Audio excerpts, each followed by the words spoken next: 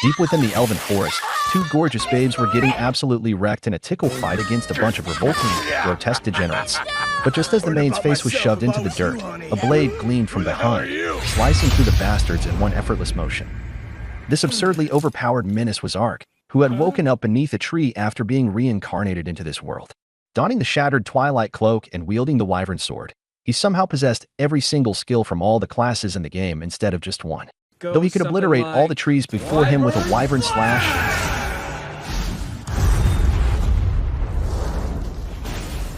or scorch the entire forest to ashes with Hell's Inferno, the chubby bastard soon realized that spamming these god-tier abilities made him unbearably hungry. Before starvation could claim his life, he unleashed his gate ability to teleport straight to town. But the moment he landed, his dumbass almost knocked himself out by face-planting into the ground. Still, he managed to recover with a quick dimensional move spell, blinking across the world in an instant. Unfortunately, all this reckless magic use left him with a drained water gauge, so he stumbled to a river for a drink. That's when he caught a horrifying glimpse of his reflection, an ugly, grotesque skeleton. It hit him that the townsfolk would slaughter him on sight if they found out what he really was. Even so, he decided to sneak through the alleys in disguise. That's when he spotted her, the most stunning elf babe of his dreams. But to his utter devastation, she took one glance at his sorry ass and walked off like he was invisible. Determined, he scoured the town, tracking her down like a madman until he reached the mercenary guild. There, he demanded to know where she had disappeared, only for the guild master to shut him down instantly. If he wanted intel, he had to earn it. The bastard felt bad that such a powerful knight was running around doing low-tier grunt work and assumed Ark was on a noble mission to save his sick child. Little did they know, the only noble thing about this so-called knight was his grand quest to bed the elf with his legendary Excalibur. With no other choice, he slaughtered hordes of boars, completing every dumb quest thrown his way. But before he could cash in, he stumbled upon a group of bandits ambushing soldiers, tearing the clothes off their female captives. As the princess let out a terrified scream for her Busta maid, Ark had a sudden, chilling realization he was the only skeleton in this world, and he wouldn't let another bastard get a bone before him. Just as one of the scumbags was about to claim his prize, Ark blinked behind him and sliced 3 men in half with a single swing. The rest panicked, bolting in fear, but he wasn't about to let them escape. Unleashing his ultimate ability, Wyvern Slash, he incinerated them into non-existence.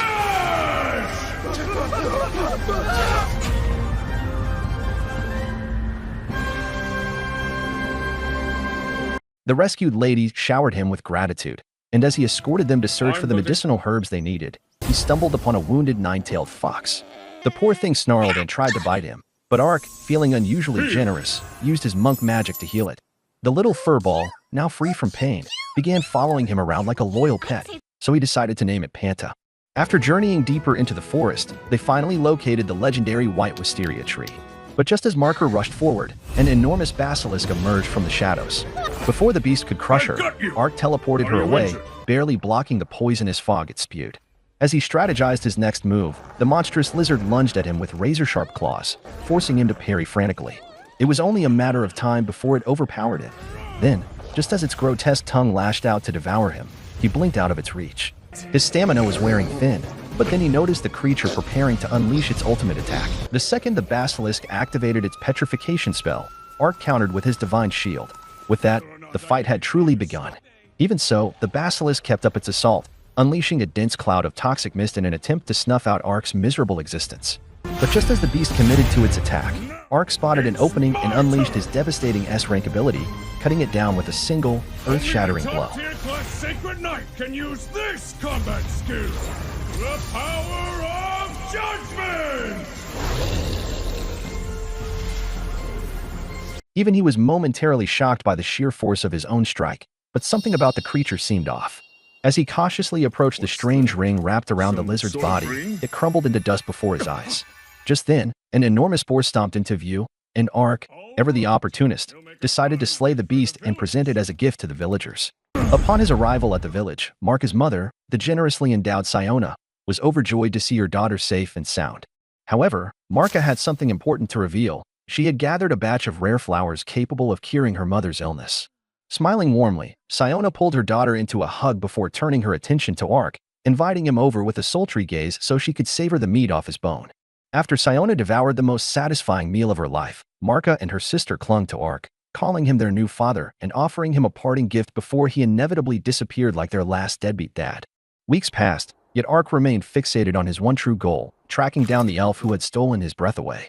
His search eventually led him to a dark cavern, rumored to be a hideout for bandits who had kidnapped a group of elves. Inside, he found mountains of gold stacked as if left there just for him. However, the captured elves were nowhere to be found. Deciding to pocket his newfound treasure, he set off toward the town for a well-deserved meal, only to come face to face with his elusive elf, who was now hell-bent on obliterating him. Without hesitation, she lunged at him, her blade cutting through the air with lethal precision. Ark barely managed to dodge her ferocious strikes, but as her cloak fluttered away, he finally laid eyes on the face of the woman who had been haunting his every thought. Attempting to defuse the situation, he pleaded for a chance to explain himself, but she was having none of it, branding him a filthy bandit. Just as she prepared her final, decisive strike, Ponta suddenly emerged, halting her in her tracks. Mrs. Giantplot's expression shifted from hostility to shock as she demanded to know how Ark had managed to befriend a nine-tailed fox. Ark, ever smug, explained that he had healed Ponta when it was injured, earning the beast's trust. Realizing her mistake, the elf reluctantly apologized for misjudging him and revealed that she was on a mission to rescue the elves who had been targeted by slavers. However, they were already gone, and Ark casually mentioned that he had already slaughtered every single bandit. Though she prepared to leave, Ark racked his brain, desperate to turn this into a plot twist where he would be the one twisting her plot. Sorry, what he meant was, he tried to find a way to work alongside her. Unfortunately for him, she rejected his offer outright. Though this encounter left him frustrated with the direction of his life story, Arkansas knew that no self-respecting gamer could pass up the chance to help a gorgeous elf. His determination only grew stronger, and as he spent the nights dreaming of her, the rigid bones in his body refused to let him quit. When morning arrived, he set off for the elven forest, hoping for another chance to cross paths with her. But before he could proceed, Ponta let out a warning enemies were lurking nearby. Moments later, a panicked elf sprinted past him, only to be tackled and captured by a bandit. The scumbag dragged her toward his leader, stabbing her leg and demanding that she beg for mercy. Even when she did, the bastard continued to stab her just to amuse himself. Ark crept closer, scanning the area. He spotted a row of cages packed with terrified elves, their lives hanging by a thread.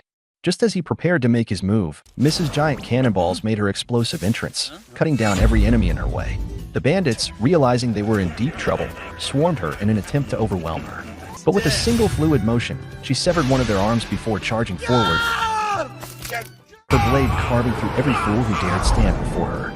Panic spread like wildfire as she rampaged across the battlefield, reducing her enemies to mere corpses. Then, the bandit leader stepped forward, raising a hand to halt the carnage. Smirking, he issued a sinister threat. If she continued to resist, he would execute the captured elves one by one. Claiming that he merely wished to inspect the merchandise, he taunted her, the classic setup for a disturbing Sekai plot twist. Before the twisted story could unfold, Ark blinked into existence, sending the leader flying into a nearby tree with bone-crushing force. The remaining bandits fell like insects, their bodies torn apart until not a single one remained. As the dust settled, Mrs. Nuclear Missiles turned her attention to the imprisoned children, wondering how to retrieve the key to free them. Ark, never one to waste time, crushed the lock with his bare hands, liberating the captives. However, among them was a young girl with a cursed collar latched around her neck, draining her life away with every passing second. She informs Ark that she lacks the power to break the curse, but Ark, ever the overpowered protagonist, channels his magic to purge the dark spell and heal all of her injuries. Hot Elf Girl quickly realizes that this isn't just some ordinary knight. There's something special about him.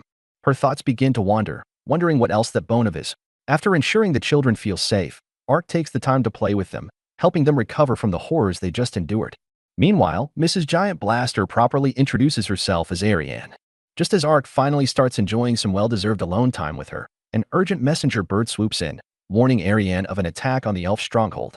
Without hesitation, she turns to Ark, asking if she can enlist his help. Though she has never trusted a human in her entire life, after witnessing his heroics, she decides to take a gamble and place her faith in him. Teleporting her near the lethal river, Ark catches Ariane off guard as she realizes that he possesses the forbidden ability of long-range teleportation. What's even more shocking is that he casts the spell effortlessly, without even speaking an incantation. By the time they reach the bridge, Ark warps them into a secluded alley, where Ariane informs him that they'll be meeting her lifelong friend. Ark, of course, immediately assumes that means another beautiful elf girl is about to enter his life.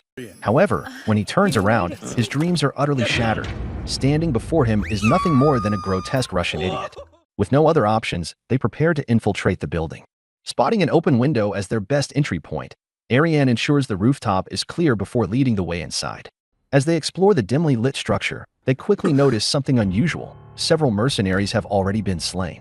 Among the corpses, a powerful spirit beast lingers, and after a brief misunderstanding, Ariane apologizes for her hasty attack. Before parting ways, the spirit creature provides Ark with a detailed map of the underground chambers, revealing the locations of several imprisoned elves. However, Ark is left thoroughly confused. What mission? As far as he's concerned, his only goal now is finding that elusive hot cat ninja girl. The kunai were just a ruse. Later, as Ark presents Ariane and Danka with the layout of the prison cells, Ariane grows suspicious, wondering how he managed to obtain such classified intelligence. Before Ark can fabricate a convincing lie to distract her unappealing face, a group of bandits barges into the room. Who are you people? Unfortunately for them, Ariane wastes no time incinerating the entire lot with a single burst of magic, instantly reducing the pathetic scumbags to ashes. Without hesitation, she vows to obliterate anyone foolish enough to stand in her way. A short while later, they locate the group of elves trapped within their iron-barred cells. With nothing but raw strength, Ark pries the bars apart, granting the girls their long-awaited freedom. Ensuring their safety, he teleports them outside, but soon notices a cursed seal wrapped around their necks. Without missing a beat, he activates his uncurse magic, instantly removing the affliction. Danka, witnessing this rare ability, realizes that only the esteemed archdukes are supposed to be capable of such a feat. However, he assures Ark that he will take responsibility for the elves while they proceed with their infiltration of the mansion. Seizing the opportunity, Ark wraps his arms around Ariane and warps them toward their next target, the final two elves. Meanwhile, somewhere in the distance, the cat ninja girl watches, quietly hoping that fate will bring them together again someday. Deep inside the Lord's manor, two elves remain bound to a bed, their fate hanging by a thread as they teeter on the edge of a sickening aniplot twist. The repulsive old man looming over them smears a suspicious white cream across the elf's stomach, eliciting some rather concerning sounds from her. Outside the estate, Ark zips through the air, teleporting toward the manor's rooftop, ready to put an end to whatever twisted scene is unfolding inside. Ark swiftly eliminates the guards stationed on the rooftop, making quick work of their defenses. Meanwhile, the rest of the soldiers within the manor scramble to locate him, but Ark masterfully blends into the shadows, avoiding unnecessary bloodshed. Inside, a nervous man knocks on the owner's door, urgently warning him of an impending invasion by those who wish to see his downfall. Before he can utter another word, Ark and Ariane smash through the door, making their intentions clear. They have come to free the elves and end this twisted operation. Without hesitation, they obliterate the owner's ability to create any more disgusting plots, ensuring the captives are safe. As Ark begins interrogating the sleazy slave dealer, he notices an inconspicuous section of the wall, A hidden room. suspecting a hidden chamber. Meanwhile, Ariane delivers the Lord the exact kind of treatment he had planned for his victims, making sure he regrets every life decision up to this point. Simultaneously, the two rescued elves prepare to unleash a world of suffering upon him. But before they can exact their 1,000 years of pain, a squad of soldiers bursts into the room to intervene. However, their efforts prove utterly futile as Ariane casts her ultimate spell, incinerating them all in an instant. As the flames consume their pathetic existence, Ark takes advantage of the chaos, looting the Lord's stash of gold without an ounce of shame. When Ariane questions his actions, the Topchi smoothly explains that the funds would have been used to rebuild the vile slave trade, so naturally, he's confiscating it all to ensure their operations never recover. Impressed by his so-called noble reasoning, Ariane accepts his explanation without hesitation, completely falling for the kind of deception that Andrew Tate himself would applaud. With that, Ark secures enough wealth to finally escape the life of a broke peasant and afford himself a real bug hattie, rather than remaining a filthy brookie. Now rolling in riches, Ariane extends an invitation, asking if he'd spend the night in her elven village. While this is the exact scenario that every unwashed, socially inept loser would kill to experience, before he can be her daddy, he must first meet her father. However, Ark immediately hesitates, realizing that revealing his true identity could lead to a sword through his chest. When Ariane swears that she will not turn against him, he contemplates whether he can truly take this path, ultimately deciding to remove his mask. Upon seeing his cursed appearance, she bluntly asks how he managed to become so hideous. Keeping his Ice-Sky origins a secret, Ark vaguely explains that he simply woke up one day in this form. However, Ariane, having already been captivated by the sheer size of his bone structure, decides to accept him regardless. She reassures him that there may be a way to lift his curse, providing him with a sliver of hope. A few days later, As they near the elven village, Ark, in his usual dumbassery, attempts to teleport ahead, but instead falls straight into a hole, one so massive, it could rival even Ariane's proportions. Despite the setback, they manage to locate a clean water source to refill their bottles, and after skillfully catching a fish, they spend the night preparing their meal. However, as they settle down, Ariane's stomach lets out an earth-shaking growl, signaling a hunger too great for a single fish to satisfy, given the sheer weight she carries on her chest. Understanding the situation, Ark sets off to hunt a boar to ensure she gets a proper meal. While he is away, Ariane notices Ponta curled up and sleeping. Though she desperately wants to pet the little creature, she exercises restraint, allowing it to rest peacefully. However, the mischievous furball wakes up anyway, and when Ark finally returns with his fresh catch, he is greeted by the sight of Ariane shamelessly rubbing Ponta against her massive chest. Though Ark does his best to suppress the cringe, deep down, he can't help but wish that he were in Ponta's place, experiencing the softness firsthand. The next morning, after navigating through the dense forest, they finally arrive at the gates of the elven village. As Ariane announces their presence, the gates immediately open in response. Inside, they are greeted by the village elder, who introduces himself as Dylan and reveals that Ariane is, in fact, his daughter. Meanwhile, her mother, Glennis, decides to pull the ultimate cougar move, lying about her age in an attempt to seduce Ark, hoping to orchestrate an intimate arrangement involving all three of them. Unfortunately for her, Ariane isn't into older women, and she silently rejects her mother's desperate advances. As the awkward tension fades, Dylan turns his attention back to Ark, demanding to know why they launched an attack on Lord Triton's mansion in the first place. Dylan feared their reckless actions might ignite a war and questioned why they couldn't simply leave without turning the place into a blazing inferno. However, Ark took the time to break everything down, explaining their reasons in full detail. By the time he finished, Dylan reconsidered his stance and determined that they weren't entirely in the wrong. However, he informed them that he still needed to present everything to the other elders. Seeing the weight of the situation, Ariane offered to accompany him for support, and Dylan agreed, telling her they would depart in the morning. The next day, when Ark finally woke up, Glennis casually mentioned that Dylan and Ariane had already left. Shrugging it off, Ark wandered through the city until Glennis suddenly suggested they have a sparring match.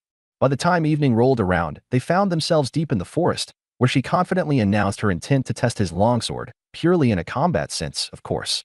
Her true goal was to determine whether he possessed the strength to protect her daughter. Without warning, she lunged at him, feigning an attack aimed at his head before flashing behind him and sweeping his legs out from under him in an instant. As she watched him hit the ground like a sack of disappointment, she scoffed at his sluggish movements, bluntly informing him that even a newborn would have reacted faster than his pathetic excuse of a body. With zero sympathy, she instructed him to brace himself for her next strike. Realizing that this was the first time he was facing someone vastly superior to him, Ark shifted his focus to studying her movements. However, before he could even process her next step, she blurred out of sight and slammed him into the dirt yet again. This continued relentlessly as she pounded him over and over. By the time the sun began to set, Ark was utterly drained, reduced to little more than a bruised mess lying face down in the grass. Desperate to turn the tide, he attempted a feint, pretending to strike so he could teleport behind her for a surprise attack. But before he could land a single hit, Glennis retaliated with a rapid barrage of 100 strikes, utterly demolishing him and sending him crashing to the ground once more. As he lay there, aching and defeated, he couldn't help but feel like he had personally let Andrew Tate down by losing to a woman in the one place he should have had the upper hand, inside the home.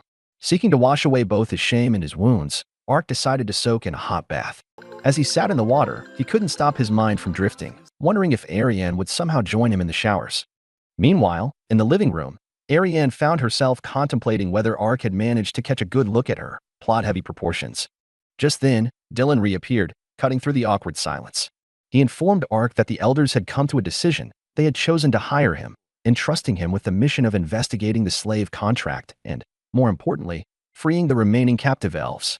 However, since they were completely broke and had no way to pay him, Ariane figured there was no way Ark would lower himself to work for these brokies. Realizing this, Dylan knew he had to offer something of value, so he revealed the location of the sacred spring, a legendary source of healing water. He explained that this spring was rumored to possess miraculous restorative properties, powerful enough to even break Ark's skeletal curse. Seeing this as a potential answer to all his problems, Ark grew eager to find it, but he had no idea where to start. Dylan then told him that the spring was located near the Lord Crown, a rare dragon tree that served as the home of the Dragon Lord. This massive tree was the key to reaching the spring, but Ariane warned him that the dragon would annihilate anyone foolish enough to disturb the spirits within. However, she was confident they could earn permission to enter, believing that with the right approach, their success was guaranteed. She also informed Ark that she would be accompanying him on this journey, causing Ark to immediately accept without hesitation, wondering if she would finally warm his cold, bony soul. Yet later that night, as he sat alone in his room, Ark began to question whether his skeletal form was truly a curse at all, given that he had simply taken on the form of his game avatar. Suddenly, it dawned on him, his uncursed spell had the power to remove any curse. Wasting no time, he decided to test it on himself. But the moment he cast the spell, his flesh instantly vanished, leaving him as nothing but bones once more. Frustrated, he repeated the spell again, only for his newly restored flesh to immediately disintegrate. Realizing that this method wasn't going to cut it, he had no choice but to continue searching for another way. By morning, they set out on their next journey, traveling deep into the forest in hopes of tracking down the remaining elves involved in the trafficking contract. At the same time, Ark felt oddly relieved to have confirmed that his skeletal state was indeed the result of a curse. However, he still couldn't shake the thought of whether the sacred spring could permanently restore his body. That night, they stopped at an inn for dinner, where Ariane suggested cutting through the forest to reach their destination faster. Before Ark could respond, the innkeeper approached them, warning that the forest was far too dangerous. She revealed that it had been overrun by haunted wolves, who had already made meals out of a few unlucky travelers. Despite the chilling warning, the moment the innkeeper left, Ariane immediately insisted that they continue with their original plan. The next morning, they resumed their journey through the dense woods. Along the way, Ariane mentioned that she intended to collect the wolves' tails as a gift for her sister. She had discovered that their fur could be crafted into a beautiful veil, which she believed would make the perfect present. Just as she finished explaining, the wolves suddenly emerged from the bushes. Ark swiftly cut down one of the beasts, but to his shock, it disappeared before his eyes, revealing that it had been nothing more than an illusion. As Ariane slashed through the phantom creatures, Ark narrowly dodged an attack from one of them, only for another to sink its teeth deep into his armor. The wolves possessed the ability to conjure multiple illusions to confuse and distract their prey. As more wolves lunged at him, he swiftly slashed through their deceptive forms. The last wolf clamped down on his armor, refusing to let go. As more wolves sprinted toward Ariane, she summoned a blaze of fire, incinerating one instantly. But when another attempted to flank her using multiple clones, she called forth jagged earth spikes, skewering them all at once.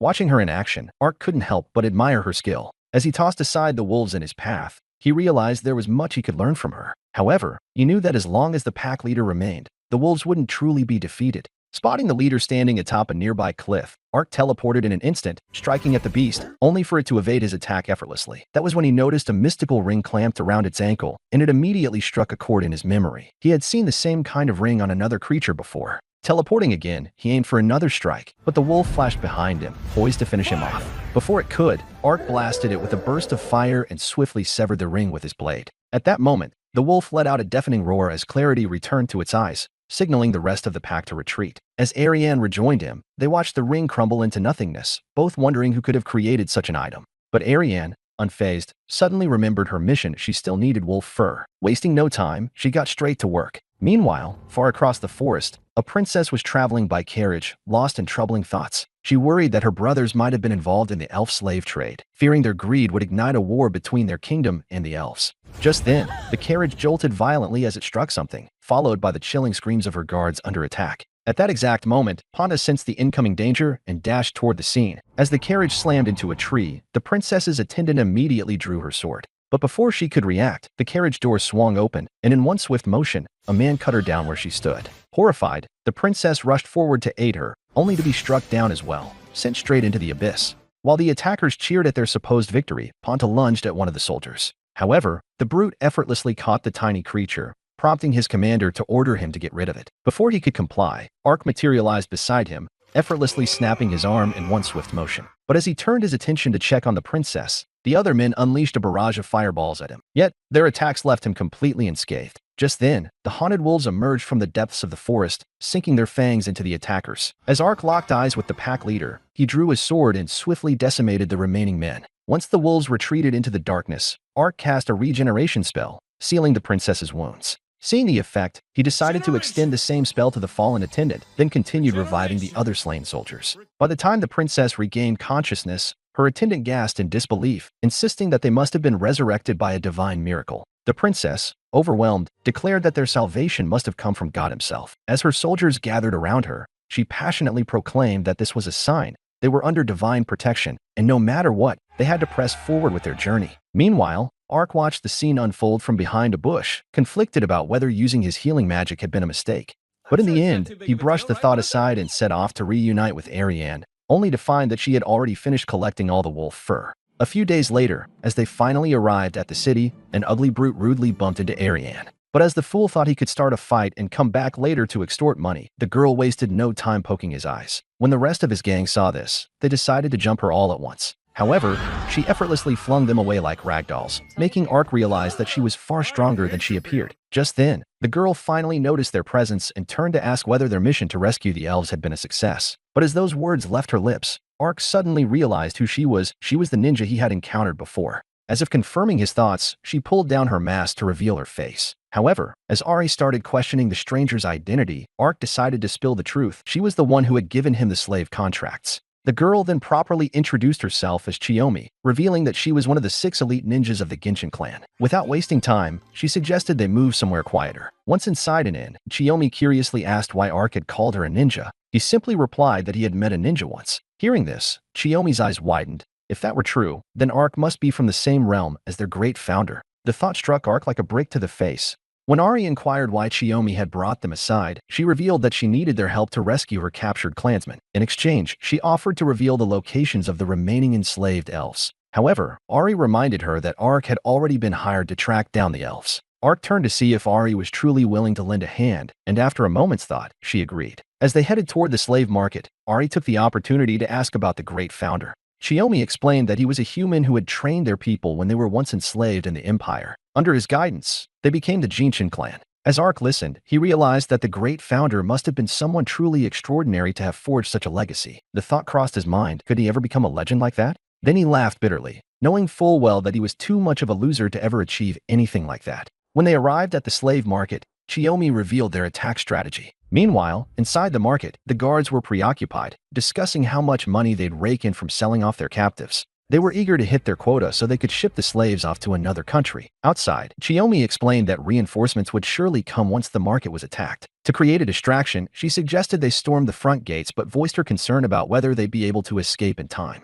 Ark, however, dismissed those worries and reassured her that they would fight until the end. He even casually revealed that he could teleport away once their mission was complete. Hearing this, Chiyomi's excitement flared. She immediately suspected that Ark was some kind of space-time ninjutsu master, and if that were true, then they could save all her captured comrades with his teleportation magic. With that thought in mind, she left to inform the rest of her allies, telling them that the attack would commence at night. In an instant, she leaped into the trees and disappeared from sight. Ark turned to Ari and suggested they make their own preparations. However, his idea of preparation was nothing more than engaging in yet another tragic battle against food. As Ari offered him some meat, telling him it was from a dragonfly they had encountered a few days prior. Surprisingly, Ark found it delicious. After their meal, Ark decided to put on a grotesque mask in the forest, but Ari immediately questioned whether he was actively trying to make his already terrifying face even worse. She bluntly told him that he now looked more horrifying than a circus reject, and even Panta appeared traumatized at the mere sight of his revolting new look. Just then, Chiyomi returned with a companion, introducing him as Gomen. The moment Gomen approached Ark, it looked as if he was ready to knock Ark's teeth out. Without hesitation, the two suddenly locked hands and started grappling in a fierce contest of strength. Neither one could overpower the other, so they leaped back, only to rush at each other again, this time embracing in a dramatic, brotherly hug. The girls, watching in absolute disbelief, couldn't tell if these two had gone completely insane. However, before they could say anything, the city bell rang out, signaling that the battle was about to begin. As they prepared for the attack, Chiyomi assigned Ark and Gomen to assault the front gate of the capital. As soon as they began their approach, the knights stationed at the gate immediately sensed danger and unsheathed their weapons. Wasting no time, Gomen summoned the earth beneath him, molding it into massive horns before charging straight for the gate. In one powerful blow, he smashed through the entrance with ease. The commotion drew the attention of the soldiers within, who immediately rushed forward to protect the capital. But Ark wasted no time in obliterating them, launching them crashing into the walls in an instant. Meanwhile, Gomen activated his ability, turning his entire body into solid steel. Hoping to draw out even more reinforcements, Ark launched a barrage of rock projectiles, reducing the incoming enemies to mere dust. Those who survived the assault were gripped with terror, but before they could retreat, To stone! Rock spear strike! Gomen conjured a massive rock spear from the ground, sending the cowards fleeing for their lives. Impressed by Gomen's skills, Ark decided it was his turn to show off, so he summoned Rock Fong from the earth obliterating the men, and even leveling the entire capital before being buried beneath the wreckage. Meanwhile, Chiyomi and Ari had climbed over the wall, and as they saw that enough soldiers had gathered at the gate, they hurried toward the main building. At that moment, Chiyomi swiftly unlocked the door, and they noticed that the guards were rushing toward the front gate, allowing them to sprint down the hallway undetected. However, Panta suddenly let out a low growl, alerting them to the presence of a few soldiers who had spotted them. As the enemies charged forward, Chiyomi unleashed Liquid Wolf. And as the water rose like a spiraling tornado,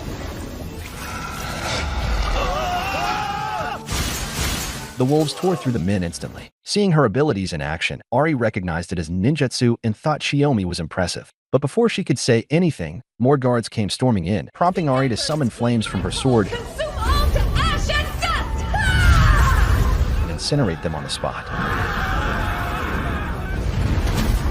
Before long, they reached the underground cells, and as Chiyomi flung open one of the doors, she immediately freed the captives, ordering them to help release the others. At the same time, more soldiers came charging toward them, but Ari put an end to them with a single, swift strike. Meanwhile, outside, Ark eventually clawed his way out from under the rubble, and as Gomen also emerged, Ark realized that the man had managed to survive by turning his body into solid steel. Looking around, Ark saw that all the enemies had already been eliminated. Just as he was about to suggest that they search for the girls, Ari and Chiyomi appeared before them, announcing that they had already freed the slaves. However, there was one more building they suspected was holding additional captives, so they immediately set off toward it. As they approached, a guard lunged at Ari, but she swiftly cut him down before slicing through another.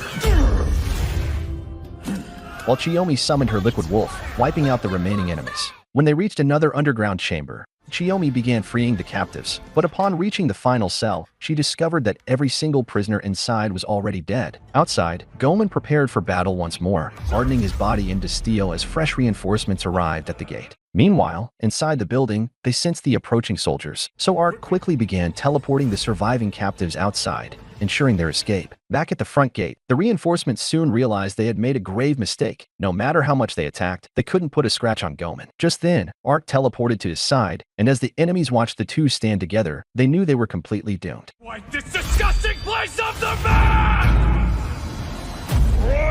Without hesitation, Ark summoned rock fangs from the earth, while Gomen supported him with his own rock spears, utterly obliterating the battlefield and tearing up the ground beneath them. At the sheer magnitude of destruction, Chiyomi briefly questioned whether they would even make it out alive. But in the next instant, Ark suddenly teleported before them, revealing that he had saved all the bodies to send their souls to Nirvana. Ari summoned flames to burn the remains, and as the spirits rose toward the heavens, Chiyomi swore to grow stronger so that she could protect those who had survived. A few hours later, with all the freed slaves safely returned to their homes, Chiyomi and Gomen reunited with Ark and Ari. However, the moment Gomen locked eyes with Ark, the two once again locked hands in an absurd display of dominance. Their ridiculous contest of strength caused the ground beneath them to cave in, forming a massive pit. But with neither able to gain the upper hand, they simply gave up and embraced like long-lost brothers yet again. Ari, however, was far less amused and outright called them a pair of complete morons. The following day, as they sailed through the capital, Chiyomi thanked them for their help and finally decided to reveal what she had promised. Meanwhile, Princess Uriana had arrived in another city, where she was relieved to find her sister alive and well. However, when her sister revealed that their brother had been behind the assassination attempt, Uriana couldn't help but wonder how she had learned such information. Upon entering the castle, her sister explained that their older brother, Dekarza, had been found in possession of Uriana's necklace and had even confessed to the crime before he was ultimately slain. However, Uriana suspected this was a scheme against him and quickly realized that her second brother's faction could have orchestrated the entire plot. So when her sister suggested they announce her survival to the world, Uriana firmly refused. Instead, she decided to keep her existence a secret, realizing that she could use this opportunity to form an alliance with the elf clan. If she played her cards right, she might even claim the throne before her brother even knew what was happening. Deep in the forest, as Ark and Ari continued their journey, Ark recalled that Chiyomi had mentioned the captured elves were being held in the Holy Ravlin Empire. However, he soon noticed that Ari had grown noticeably uneasy ever since she heard that name. He pondered just how perilous the city might be but remained confident that they would ultimately succeed in locating the elves. Several days later, upon reaching a barren wasteland, they spotted a flock of wyverns circling in the sky. While Ark was thrilled to witness them for the first time, Knew it! Those are living, screeching wyverns! Ari quickly pointed out that her whispering fowl was too frightened to take flight. This unfortunate turn of events meant they wouldn't be able to communicate with Danka until they had safely passed through the wasteland. He launched himself off the mountainside, landing with both feet planted firmly into the cracked earth below. Fearing that the idiot was about to pull some reckless stunt, Ari attempted to ask him what exactly he was planning. However, before she could get an answer, Ark had already begun casting a lightning spell, causing the once clear skies to darken with ominous storm clouds. The moment he activated Lightning Damper, an enormous electrical surge erupted, sending powerful bolts crashing down upon the wyverns. Unfortunately, Ari and Panta were also caught in the crossfire, receiving the full, unintended wrath of his spell. As the wyverns finally scattered and took flight elsewhere, Ark teleported back to the top of the mountains, only to be met with a grim sight. Ari and the animals were completely scorched, their singed forms twitching slightly in the aftermath of his stupidity. Meanwhile, from the shadows of a nearby cliff, an unfamiliar figure observed the entire spectacle. Watching the disaster unfold, he immediately came to one irrefutable conclusion. Ark was, without a doubt, the most utterly useless, repugnant, and brainless buffoon he had ever laid eyes on.